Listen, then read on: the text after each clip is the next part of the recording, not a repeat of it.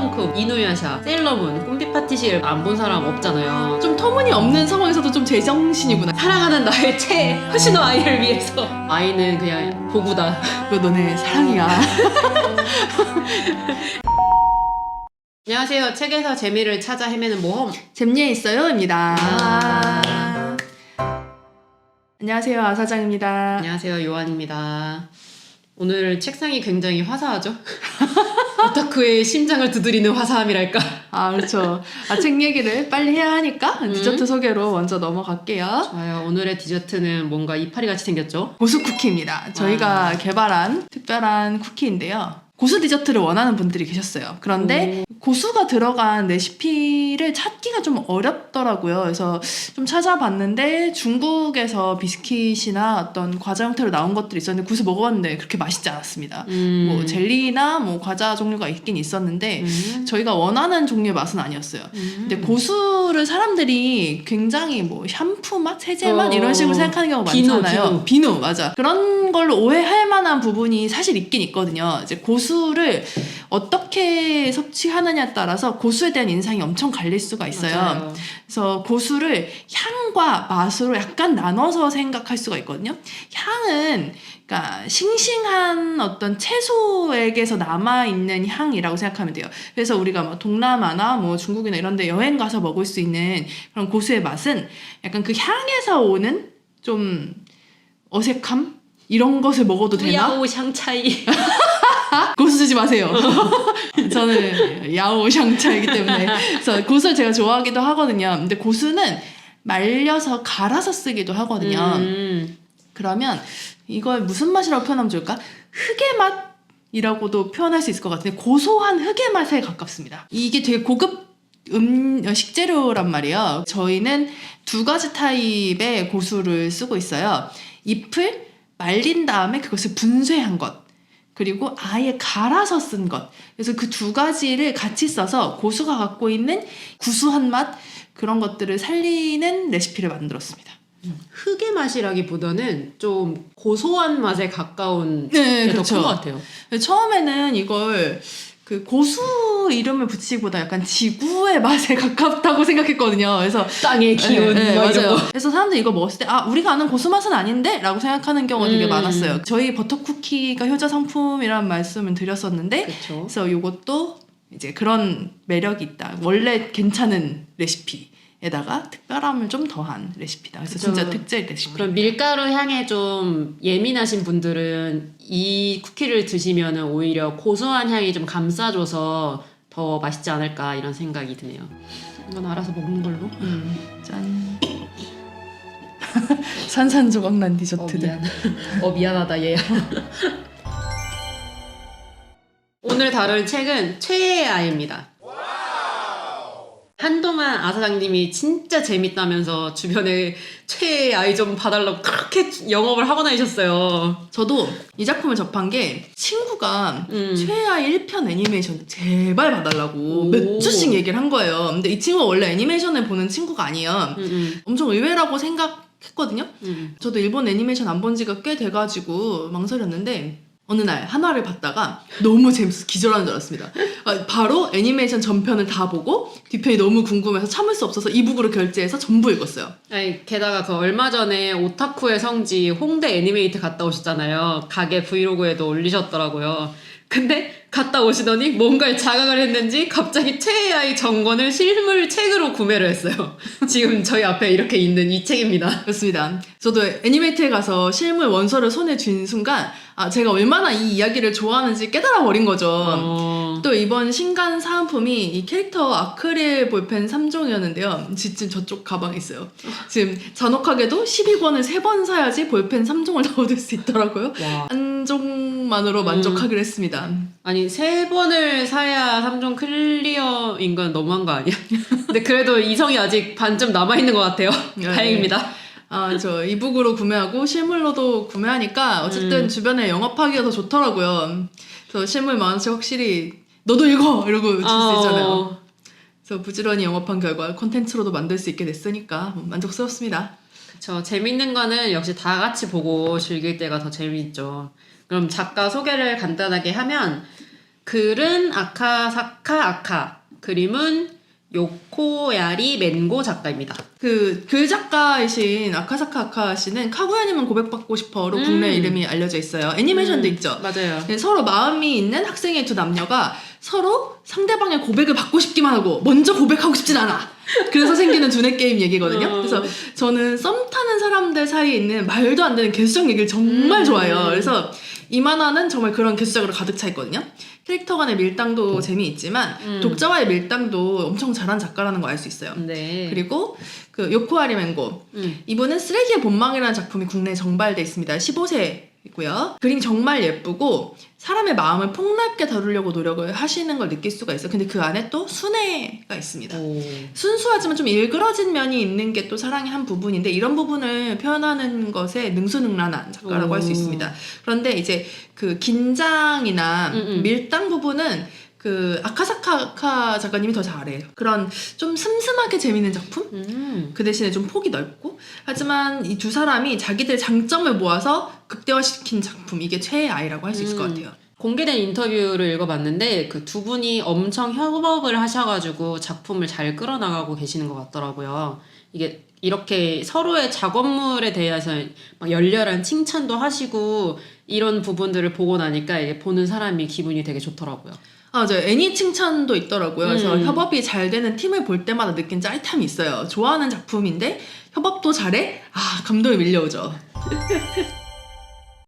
이 책은 이미 공공연하게 잼예인 걸 인정을 받은 작품이죠. 만화책도 엄청 팔렸고 애니메이션도 잘 됐어요. 심지어 이 주제가가 일본뿐만이 아니라 한국에서도 인기가 많고 그 유튜브 쇼츠나 틱톡 같은 데 보면은 최애 아이 챌린지 엄청 많았잖아요. 그 아이돌들도 한 번쯤은 다들 최애 아이 챌린지를 했다고 봐도 과장이 아니고. 저도 자료를 좀 찾아보느라고 검색을 해봤는데 이 작품은 원래 애니메이션을 안 보는 사람한테도 크게 어필을 한 작품이에요. 일단 한국 사람들이 엄청 좋아하는 소재들이 많이 들어있거든요. 환생, 복수, 극단적인 상황 전개 이런 것들은 한국 컨텐츠들이 가진 특징이기도 하잖아요. 맞아요. 그래서 한국은 또 K-팝이 MZ세대 문화를 크게 이끌고 있는 상황이라서 아이돌 관련 컨텐츠라는 점도 한몫했다고 생각합니다. 이런 식으로 원래 오타쿠가 아닌 사람한테도 어필하는 작품을 우리가 먹을픽 이렇게 부르잖아요. 근데 이 작품이 바로 그런 먹을픽 작품이 아닐까라는 생각을 했어요. 이게 사실 한국에서 어린 시절 보낸 사람들 중에 슬램덩크, 뭐 이누야샤, 세일러문, 꿈비 파티시엘 뭐 이런 일본 애니메이션 아니면 뭐 진짜 안 봤다 쳐도 지브리 애니메이션 안 본 사람 없잖아요. 그렇죠, 그렇죠.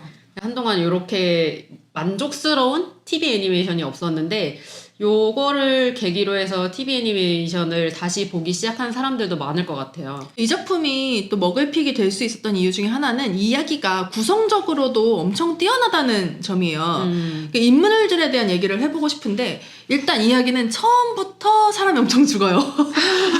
일단 주인공인 고로 산부인과 의사가 나오고요. 이 사람은 호시노 아이라는 아이돌의 팬인데 40대 의사예요. 근데 16살 아이돌을 좋아해요. 좀 그렇죠. 맞아요. 근데 그 이유가 자기가 예전에 맡았던 어린 시한부 환자가 좋아했기 때문에 좀 의리로 팬을 시작을 한 거예요. 그러니까 이 고로라는 캐릭터가 되게 정상이거든요. 윤리가 머리에 이제 탁 잘 박혀있는 정상적인 인간이란 말이에요. 이게 먹을픽인 이유 중에 큰 이유를 차지하지 않을까 이런 생각을 합니다. 일단 이 고로라는 남자 기분 나쁘지가 않아요. 일본 애니메이션에 나오는 남자 캐릭터가 기분 나쁜 면이 없기가 되게 쉽지 않거든요. 프로페셔널하고 성애적인 부분에서도 자기 최애라고 확실하게 거리를 둔단 말이에요. 맞아. 그러니까 일반적으로 생각했을 때 40살이 위기에 처한 16살을 꼬신다거나 하는 미친 일들 그런 일들이 일어나지 않습니다. 이게 진짜 중요해요. 그리고 아이를 계속 고로가 좋아한 이유도 자기가 돌보던 환자인 사리나가 죽기 전에 유언을 남겼기 때문이거든요. 그런 면에서 의리가 엄청 있는 녀석이에요. 맞아요. 이 사람이 애초에 죽은 것도 호시노 아이를 보호하려다가 그렇게 된 거잖아요. 그래서 일단 우리는 처음에 보면서 고로한테 호감을 갖고 시작해요. 근데 이 남자가 자기 최애 돌의 자식, 그러니까 아쿠아로 다시 탄생을 하게 된 거죠. 그러니까 보는 사람 입장에서는 아 뭐야 이러면서 좀 크리피할 수가 있는데 고로도 이 캐릭터 자체도 전생의 기억을 가지고 환생을 하는 바람에 지가 생각해도 이게 겁나 크리피한 상황인 걸 알고 있어요. 이게 어느 정도냐면 엄마랑 아들인데도 좀 거리를 두기도 하고 심지어 본인이 살해당해서 죽은 건데 그 살해당했던 부분은 아예 신경도 안 써요. 이쯤 되면 얘도 사실 제정신은 아니죠. 그죠. 최애랑 같이 살게 됐다. 이게 운이 좋은 건지 나쁜 건지 모르겠어요. 그래서 최애 아이로 태어나면서 고로는 호시노 아이에게 약간 미안한 감정을 갖잖아요. 맞아요. 그 부분도 진짜 웃긴 거예요. 그래서 좀 더 평범하게 건강한 아이를 낳게 해주고 싶었다. 이게 너무 산부인과 의사, 그러니까 담당 의사로서의 미안함? 그 책임에 내가 문제가 됐다. 약간 이런 느낌이잖아요. 이런 게 느껴지는 게 좀 터무니없는 상황에서도 좀 제정신이구나, 이 사람이. 그리고 직업적으로 투철하고 윤리적으로도 괜찮으려 노력을 했고, 자기가 아이일 때조차 자기가 생각하는 윤리적인 부분을 지키고 살려고 노력하는 부분이 초반부에 상당히 강조돼요. 맞아요. 이게 이야기적으로도 되게 큰 역할을 해요. 윤리적으로 바르게 살아가려고 계속 노력했던 고로가 아쿠아가 되고 최애를 잃게 되면서 크게 변화를 하잖아요. 고로가 복수를 결심하게 되죠. 그 바른 사람이 사랑하는 나의 최애 호시노 아이를 위해서. 이야기의 최애 호시노 아이에 대해서도 좀 생각을 해볼 필요가 있거든요. 이 사람은 사실 막 실제 하는 인간적인 인간미 이런 것보다도 완벽한 아이돌이면서 동시에 엄청난 거짓말쟁이라고 스스로 어필하는 사람이에요. 맞아요. 그 덕분에 성공한 거라고도 이야기를 하고 있거든요. 일단 16살인데 쌍둥이를 임신하고 출산한 다음에 아이돌 활동을 지속해서 1군 아이돌까지 올라가요. 이게 미친 설정이긴 하지만 실제로 이런 일이 일어났다고 한다면 정말 보통 의지가 아니죠. 그쵸. 이게 도쿄돔 입성을 앞두고 있잖아요. 도쿄돔 입성을 앞두고 있는데 본인의 출산 사실을 알고 있는 팬한테 살해를 당해요. 근데 여기까지 읽고 나면은 이게 실제로 있었던 일이 아닐까? 실제로 뭐 일본에 있었던 일이 아닐까? 막 이런 생각이 들거든요. 네, 그 정도로 이제 현장감이 있죠. 실제 같은 느낌이 있는 거죠. 맞아요. 그래서 실제로 호시노 아이가 존재하지 않더라도 유사한 사건들을 우리가 뉴스에서 쉽게 만날 수가 있잖아요. 팬에게 협박을 받는다든지, 맞아. 뭐 살해를 당한다든지 이런 것들은 사실 뭐 전 세계적으로도 일어나고 있고, 그리고 도쿄돔 공연이라는 것 자체의 특수성도 생각을 해볼 수가 있어요. 가수에게는 성공의 척도죠. 그쵸. 그리고 이 엄청난 업적이고 특히 여자 아이돌 같은 경우는 도쿄돔 무대에 선 가수가 사실 그렇게 많지 않거든요. 그런 만큼 이제 지하돌에서 시작했던 호시노 아이의 업적이 얼마나 대단한 것이었을까를 느끼게 해주는 바가 있습니다. 이런 말이 있습니다. 위대한 인물을 어떤 일이 이루어지기 직전에 죽여라. 그가 아무것도 아닌 일로 극에서 사라지게 만들어라. 근데 이런 이야기가 진짜 사람을 미치게 만드는 거예요. 근데 최애아의 독자가 미쳐버리지 않고 계속 읽을 수 있는 거는 아쿠아랑 루비 남매의 복수극이 이어지고, 독자들이 또 이 내용을 보고 나면 이 살인범이 미워 죽겠거든요. 그러니까 이 복수극을 같이 따라갈 수밖에 없는 거예요. 제가 애니메이션을 다 보고 나서 진짜 미치겠던 부분이 그거였거든요. 그러니까 살인범 누군데? 맞아. 아빠가 누군데? 진짜 팔짝 뜨겠는 거예요. 그러니까 애니메이션 다 보자마자 만화책을 이북으로 사서 그 자리에서 다 읽었어요. 와. 그런데도 다음 권을 보고 싶어서 미치겠더라고요. 그래서 일본 학습지를 시작하셨군요. 그렇죠. 예, 웃기긴 한데 아직 히라카나 가타카나 하고 있거든요. 그래서 근데 차라리 마음이 편합니다. 차라리 이제 다음에 이제 또 최애 작품이 나오면 원서도 이북으로 사서 볼 수 있을 테니까요. 네, 원대한 꿈을 품고 계시고요. 아무튼 야쿠아와 루비라는 엄청난 이름을 가진 아이들이 이제 연예계에서 자신들의 목표를 이루기 위해서 노력을 합니다. 그 안에서 이제 연예계랑 아이돌 업계에 대한 이야기를 하게 되는데, 저는 사실 이 작품을 처음 보고 이 이야기가 가진 다큐나 르포적인 성격이 완전히 반했어요.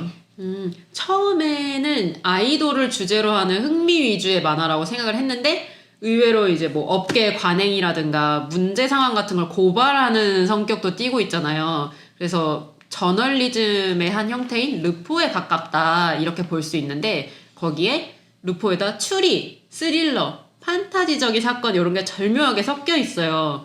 재밌는 게 다큐나 르포는 복수를 해주진 않거든요. 근데 최애 아이는 해줘요. 지금 당장은 아니지만 복수를 해주겠다고 맹세를 해요. 그리고 거기다가 아쿠아랑 루비의 성장 서사가 들어있어. 이게 복수극인데 성장 서사가 있다는 점도 되게 재밌지 않나요? 이게 그게 머리 쓰는 내용이 많아 보여요. 근데 루비나 아쿠아가 어린애다운 허술한 면을 아낌없이 노출합니다. 특히 이제 루비는 전생의 꿈을 이룰 수 있게 됐지만 아이돌로서의 재능과는 별개로 계속 어린애 같은 생각에 머물러 있어요. 의존적이 되기도 하고요. 일이 잘 되어가도 마음속이 또 공허합니다. 아이처럼 공허해지는 거죠. 자기 엄마를 따라가는 거예요. 그러니까 아쿠아도 전생의 기억을 갖고 있지만 좋은 면이랑 나쁜 면 양쪽으로 다 발휘가 되잖아요. 보통 환생물을 보면 환생하고 나면 그 전 삶에서 갖고 있던 지식이 다 장점으로만 작용을 하는 작품이 많은데 여기서는 양면적인 면이 있어서 저도 그런 부분이 되게 재밌었어요. 지능이나 사회적 지식이 높으니까 유리한 면이 있죠. 그런데 오히려 전생부터 쌓아온 상처 같은 게 절대로 치유되지 않을 것 같은 영역으로 넘어가 버리는 거예요. 근데 또 상처가 쌓이고 쌓이니까 성장에 따라 회복될 수 있는 것도 치유되지 않는 외상증후군의 형태로 넘어가죠. 그리고 현재 자기 자신이 갖고 있는 가능성을 전부 복수에만 사용하겠다고 생각하는 것도 약간 상처받은 어린애가 할 만한 고집센 면모잖아요. 네. 그러니까 진짜 상처받은 사람이 보일 만한 부분이니까 안타깝죠. 아니 아쿠아 같은 상황이라면은 아무리 내면이 어른이어도 어른의 사고방식을 유지할 수가 없어요. 어른은 사실 어른으로서의 해결 방식을 사용할 수가 있고 또 그 상황으로부터 벗어날 수 있는 능력도 갖추기가 쉽잖아요.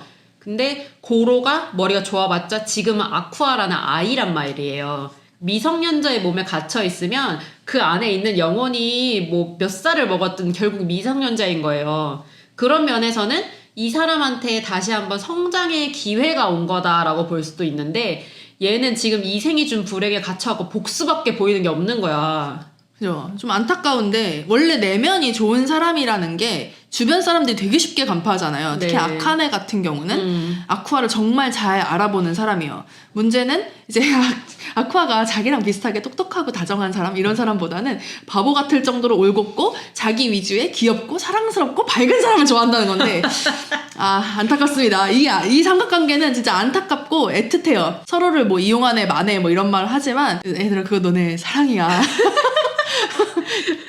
꼭 연애 관계가 아니더라도 카나도 그렇고 메무초도 그렇고 애들이 다들 아쿠아를 알면 알수록 정도의 차이는 있지만 안타까워한단 말이에요. 그 사람의 내면이 얼마나 좋은 사람인지 또 알기가 쉬워요. 근데 걔는 자기 자신을 어거지로 복수에다 계속 끼워 맞추려고 하고 이것만 생각해도 불쌍할 지경인데 또 지가 만들어 놓은 계획을 밀어붙이느라 자기 삶을 파괴하고 있어요. 다들 서로를 안타깝게 생각해요. 그러면서도 복수를 그만둘 순 없어. 저는 이게 아이가 세상에 하는 복수와 사랑의 양면이라고 생각해요. 루비도 루비만의 길이 있고 아쿠아도 아쿠아만의 길이 있을 수 있었잖아요. 그런데 그 모든 게 이제 호시노 아이에게도 있었던 선택이거든요. 그러니까 재능이 있었어. 의지도 있고 노력도 했어. 그래서 세상을 밝고 빛나는 아이돌의 세계로 모두를 초대했어. 모두를 기쁘게 해줬어. 근데 그녀가 이 직업을 유지하기 위해서 했던 거짓말. 그 거짓말 때문에 그녀가 파괴돼 버렸단 말이에요. 근데 그렇게 하지 않으면 스스로를 지킬 능력이 없었잖아요. 그쵸. 비난하는 건 쉽죠. 16살인데 아이돌인데 임신을 했어. 이거 진짜 극단적인 케이스잖아요. 근데 그때 그 호시노 아이가 자기를 지킬 수 있는 방법이 하나도 없었잖아요. 매끄러운 거짓말만이 그를 아이돌로 살게 하는 유일한 길이었는데 거짓말해서 죽었으니까 아이의 탓이야 이렇게 말하는 거는 이 사회나 시스템이 해놓은 더러운 일들을 너무 쉽게 빠져나간다는 인상을 주거든요. 저는 아쿠아가 아이의 복수를 잘 해줬으면 좋겠어요. 그러니까 처음에는 이제 복수를 위해 뭐 누군가를 이용할 것이다 뭐 이렇게만 생각하고 뭐 극도 그대로 흘러가는 것 같아 보이지만 사실은 아쿠아가 내면적으로 되게 괜찮은 사람이기 때문에 그가 한 일들이 사악하게 전개되지 않아요. 사람과 사람이 만나서 일어나는 일들은 또 좋은 방향으로 가기도 하고요. 그래서 아카네랑도 나쁜 상황에서 만났지만 사실 함께 위기를 극복하죠. 나쁜 방향으로 갈 수도 있죠. 근데 결과가 좋았다고 해서 나쁜 의도가 사라지는 건 아니니까. 그래도 제가 생각할 때는 이 작품이 인간 참가가 맞다고 생각해요. 다들 사람을 너무 좋아해요. 이게 업계가 아무리 뭐 거짓말로 움직이고 남을 음험하게 매도하고 혐오가 막 떠돌고 그래도 사람들이 진짜로 열정을 가지고 있고 사람들을 즐겁게 해주고 싶어하고 또 최선을 다해서 굴러가기도 하는 부분이 있다. 이런 것도 보여주고 있거든요. 맞아요. 업계인이 자기 업계에 대해서 이렇게까지 이야기하기는 정말 어려웠을 거라고 생각하거든요. 중간에 뭐 2.5D 이런 이야기도 나오는데 이 부분은 지금 만화 연재를 하고 있는 분들이니까 누구보다 더 잘 알 거라고 생각을 해요. 다들 애정이 있으니까 이 일을 하는 거지 뭐 이렇게 생각을 해도 자기 업계의 좋은 점 나쁜 점 이런 거를 다 모두가 납득할 수 있는 이야기를 만들어서 보여주는 게 쉽지는 않은데 심지어 재밌기까지 해. 그러니까 작가 2명이서 으쌰으쌰 해가지고 이걸 잘 만들어내고 있단 말이에요. 그러니까 진짜 존경스러운 부분이죠. 업계인들이 누구보다 단점도 더 잘할 수밖에 없잖아요. 그쵸. 근데 이게 누구나 납득할 수 있는 이야기를 만든다는 게 이 안에 애정이 있기 때문인 것 같아요. 그러니까 호시노 아이라는 이름도 또 호시가 별이면서 맞아요. 또 소망이라는 뜻도 있잖아요. 또 아이는 사랑이라는 뜻도 되고요. 그래서 우리가 별의 사랑을 읽을 수도 있고 최애가 정말 사랑한 것은 무엇이었을까? 그녀의 아이들이었을까? 아니면 팬들이었을까? 그녀가 한 거짓말은 진짜 거짓말인가? 이런 생각도 해볼 수 있죠. 그쵸. 제목 자체도 여러 가지 의미로 읽힐 수 있게 많은 의도를 넣어놨고 독자들이 그 안에서 원하는 의미를 찾아낼 수 있게 만들어 놓은 그런 부분이 재밌어요. 그러니까 요즘에 의미가 다양하게 해석될 수 있게 만들어 놓고 알아서 찾아봐라 이렇게 만드는 것도 진짜 아이돌들 작업물에서도 되게 많잖아요. 맞아요. 이렇게 귀엽고 또 산뜻하고 세련되게 만들어 놓고 동시에 사람들을 이제 끌어당기는 빛, 소망, 막 사랑, 거기다 거짓말까지 이런 조합도 다 납득할 수 있도록 서사를 꾸며놨어요. 거기다 막 추리, 스릴러, 로맨스, 막 복수도 있고 극중극도 나오고 막 맞아. 다큐의 르포적인 부분까지 막 이 안에서 무엇이든 찾을 수 있게 설계해놓은 것도 정말 영리하고 되게 아이돌 업계에서 많이 볼 수 있는 그런 서사 구성이에요. 그쵸. 눈 돌릴 틈이 없이 뭐야 얘기가 어떻게 되는 건데 막 이렇게 봐야 되고 이게 해결되려고 하면은 다른 데서 빵 터지고 거기다 나중에 복선 회수도 기가 막히게 싹 가져가. 그러니까 업계 용어를 설명하는 방식도 되게 좋았던 게 바터라는 용어가 지금 처음 나온 게 아쿠아를 기용을 하면서 아이랑 세트로 들어가는 출연이 결정되었을 때 나오는 거였잖아요. 그러니까 아쿠아를 캐스팅하게 해주면 아이도 출연하게 해줄게. 뭐 이런 1+1이었는데 이게 뒤편에 이제 최근에 다시 나왔을 때 그게 좀 재밌었어요. 진짜 전 거기 정말 기절하고 말았습니다. 진짜 바터를 이렇게 다시 쓴다고? 앞에서 나왔던 걸 뒤에서 회수해주는 그 방식을 보는데 저는 거기서 이 이야기에 대한 신뢰를 더 단단하게 갖게 됐어요. 이 이야기가 끝까지 잘 달려나갈 것 같아요. 심지어 여기는 캐릭터들도 맞아. 한 번 등장하면 뭐 하나 허투루 쓰는 게 없어요. 그냥 쉽게 내다버리지 않고 괜찮다 싶으면 전부 다시 나와요. 맞아. 알뜰살뜰하게 다 쓰잖아요. 그래서 다 읽고 나서 다시 앞으로 가면은 이거 아까 방금 읽은 데서 나왔어 이러면서 와 이러면서 볼 수 있단 말이에요. 이게 이렇게 이어진다고? 막 이러면서. 거기다 애니메이션은 또 만화의 다른 버전이잖아요. 네. 이게 또 연출이 끝내주거든요. 오. 아쿠아가 또 작품 연출에 신경을 많이 쓰는 캐릭터로 나오잖아요. 그래서 오늘 달콤 연출이 애니메이션으로 봤을 때와 만화로 봤을 때의 박력 같은 것도 달라요. 그 압도감이 있거든요. 맞아요. 그래서 그게 진짜 즐거웠습니다. 그러면은 또 오늘도 가혹한 대결의 시간이 들어왔습니다. 애니 대 만화 어느 게 더 좋았습니까? 어려운데?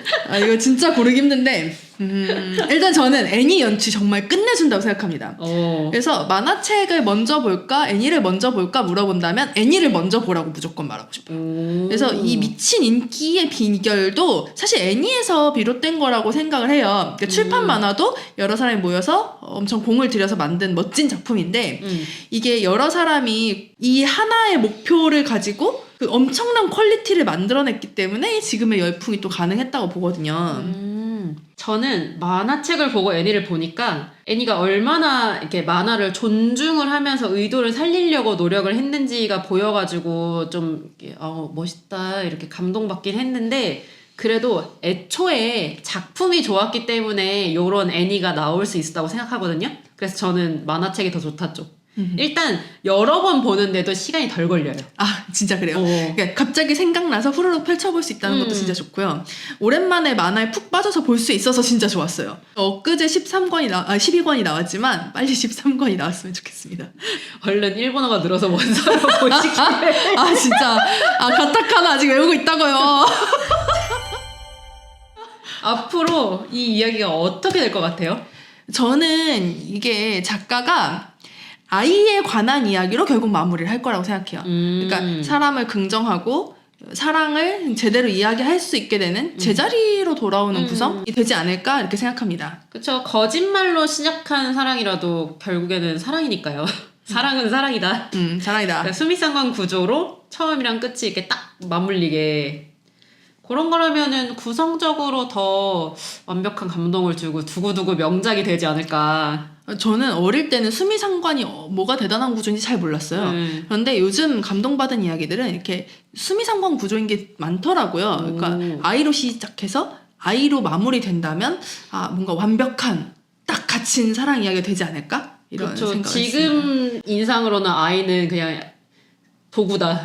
이 이야기를 진행하기 위한 도구다. 그런데 결국 이 모든 길을 돌아서 아이 얘기로 마무리한다면 아름다운 이야기였다. 진짜 눈물을 흘릴 수 있지 않을까. 아이 콘서트 언제 하나요? 이러면서.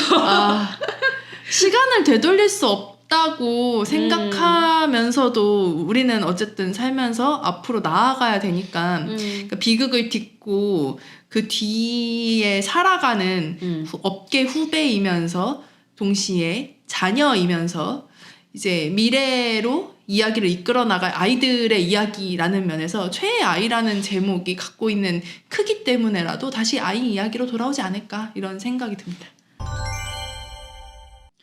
하고 싶은 이야기가 너무 많은데 일단은 간단하게 다뤄봤어요. 너무 재밌다. 이렇게 많은 사람들이 재밌다고 할 때는 다 이유가 있는 겁니다. 망설이지 말고 보세요. 시간이 아깝습니다. 저는 처음에 이렇게 보다가 이해를 잘못해갖고는 뭐야 완전 쓰레기 이러면서 하차를 했어요. 근데 괜히 하차했다는 생각이 들어요. 남들보다 빨리 보고 다른 사람이 멘붕에 빠지는 재밌는 그 꿀잼을 구경을 했어야 되는데 진짜 여러분 저처럼 후회하지 마시고 빨리 읽어보시길 바랍니다. 재미를 하루라도 더 벌기 위해서 애쓰시기 바랍니다. 기회가 닿으면은 나중에 좀 더 자세한 분석을 해봐도 재밌을 것 같아요. 네, 할 얘기가 이게 이미 권수가 꽤 되고 하나하나 하고 싶은 얘기도 너무 많아서 네, 일단은 이제 큼지막한 이야기를 다뤄봤네요. 여러분의 관심과 사랑이 다음 편을 만들어봅니다. 네, 잘 되면 좋겠다. 잘 되면 좋겠다. 네, 그럼 오늘 여기까지 할까요?